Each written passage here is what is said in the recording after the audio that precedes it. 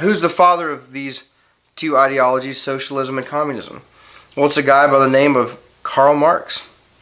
He wrote in the Communist Manifesto and Das Kapital about these ideas. He is essentially the ideological source of socialism and communism. If you want to boil Marxism down to a few basic ideas, it starts off with class warfare.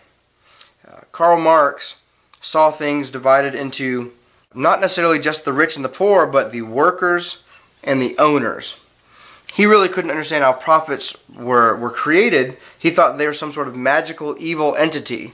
And he thought that the owners would somehow exploit the workers and take advantage of them, and that's how he somehow squeezed those profits out of them.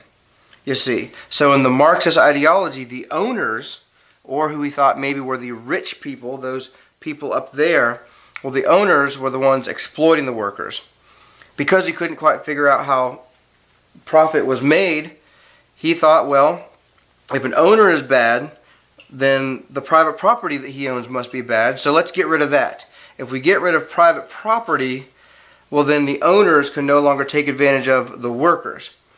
He also couldn't figure out how profits were made. He thought they were this evil, magical thing that happened by the exploitation of workers, so he said, let's just get rid of profits too. If you don't own property, you can't exploit someone in the working process. And also, if you can't make a profit, well, then you also can't exploit a worker.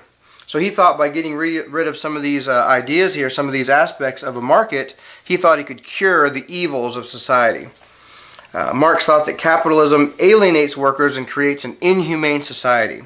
He viewed capitalism as inherently evil and bad, and he thought it would be destroyed under its own weight.